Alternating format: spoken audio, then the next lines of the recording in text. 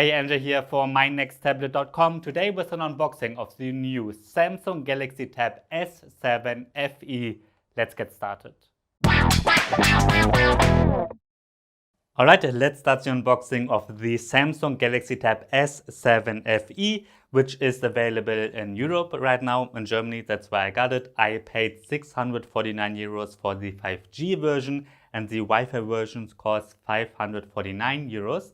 I'm not sure how much it will be in the US because it does not seem to be available yet, but I'm guessing somewhere between $500 and $600. Obviously, you should look at your local prices anyways. Alright, inside the box we've got the tablet first. Looks very similar to the Galaxy Tab S7 Plus. Then we're getting an S Pen, which looks similar to that one as well. Then we've got the typical charger, a SIM eject tool, and I'm sure with the Wi-Fi version we would get that too to change the micro SD. And then we've got the standard paperwork, quick start guide, and warranty stuff, and a USB-C cable, and that's it. About a day has passed already since I shot the first part of this video, and I ran a benchmark already, played a little bit Fortnite, watched some YouTube and some Netflix, and yes, now I can tell you a bit more about the Galaxy Tab S7 FE, and we're starting with the design. We're getting a 12.4-inch screen. There's a 5-megapixel camera above the screen. We get relatively slim black screen bezels. There's no fingerprint scanner underneath the screen like we get with the S7 Plus, and there's no fingerprint scanner in general here. You can unlock it using facial recognition using the one webcam, but there's no infrared sensor, so it won't be super secure.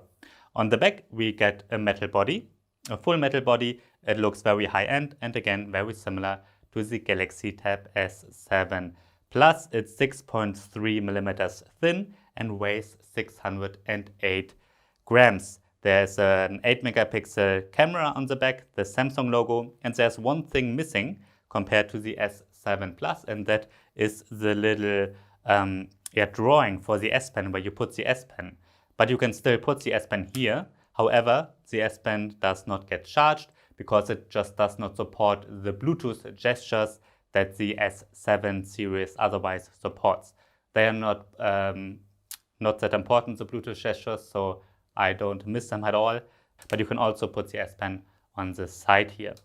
Now on the side we've got a power button, volume rockers, then we've got the SIM card slot here, which also doubles as a micro SD card slot. We've got one speaker here. Then there's a USB-C 3.2 Gen 1 port. That means you can also connect external monitors. Here we've got a connector for a keyboard cover, and it supports the same keyboard as the S7 Plus. There's also a new keyboard book cover which I ordered, but it did not arrive yet, but I will try that for my final review. There's a microphone, and then there's the second speaker. So this tablet has two speakers which sound great, but not as good as the 4 speakers of the S7 Plus.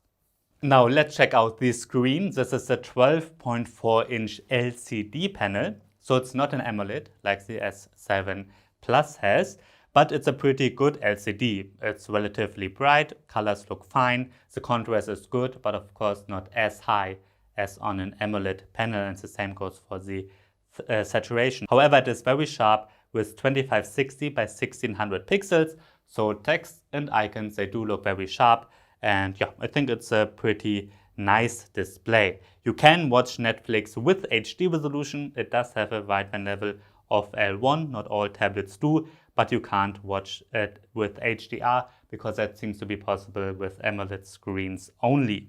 Now, the S7 FE does support the S Pen. Like I said, it is included, and the S Pen looks very, very, very similar, if not identical, to the S Pen of the Galaxy Tab S7 and S7 Plus. This is the S7 and S7 Plus S Pen. This is the S7 FE, and it seems to be exactly the same.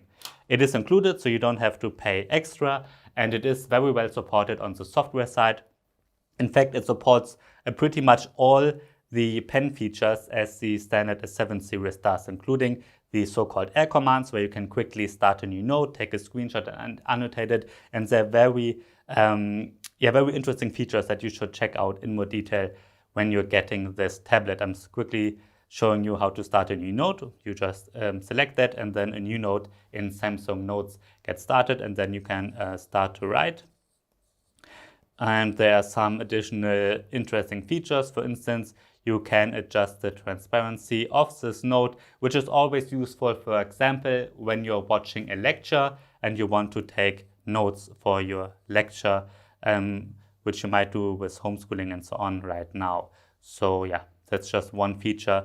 One thing you can do, you can just, of course, also just start the Samsung Notes app and then use it as a standard notebook, write down notes, do some drawings, or annotate PDFs. You can do that with Samsung Notes as well. The only features that are missing are the Bluetooth gestures, which are not that great or useful anyway. So I really don't miss them.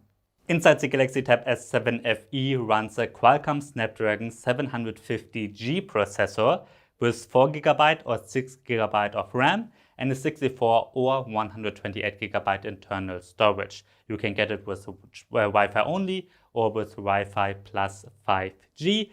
I've got the version with 4GB RAM and 64GB storage because this is the only version that's available in Germany at the moment. You can see my Geekbench 5 comparison, which is very, very interesting. Of course, it's much weaker than the Galaxy Tab S7 Plus because the Snapdragon 750G is an upper mid-range processor.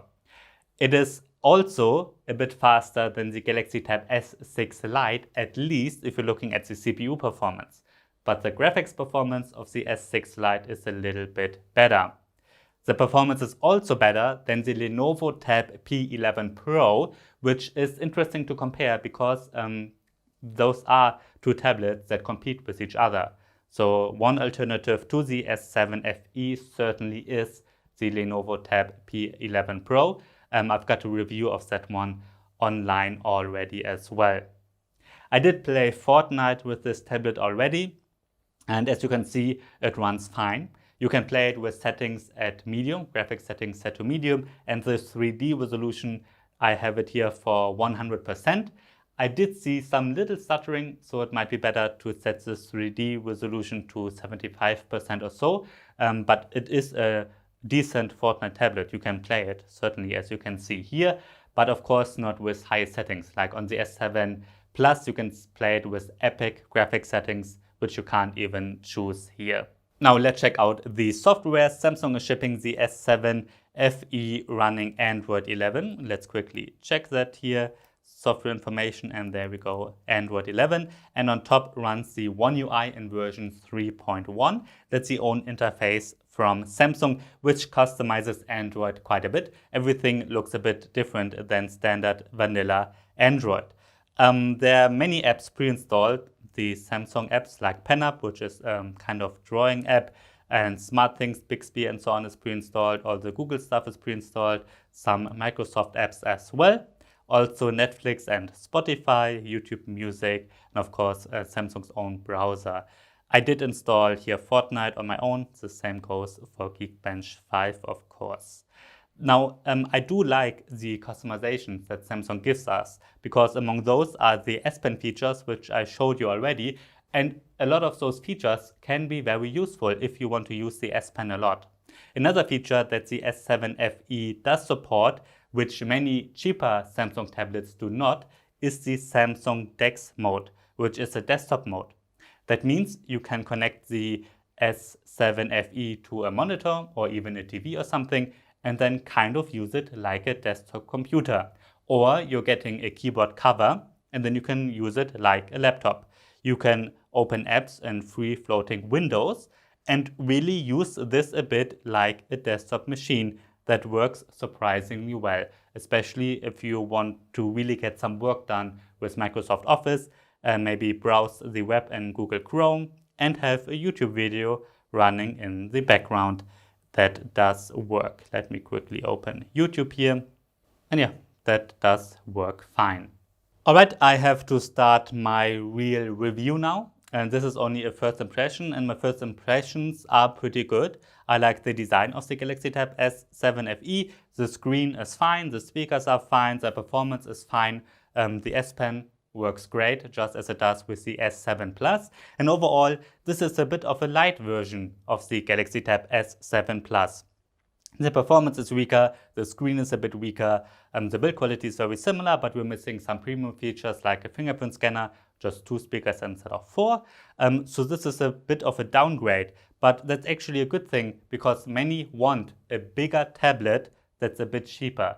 Because usually you've got to pay a lot for a 12.4-inch tablet like you have to do with the Apple iPad Pro, with the 12-inch one, or the Galaxy Tab S7 Plus. A direct competitor is the Lenovo Tab P11 Pro.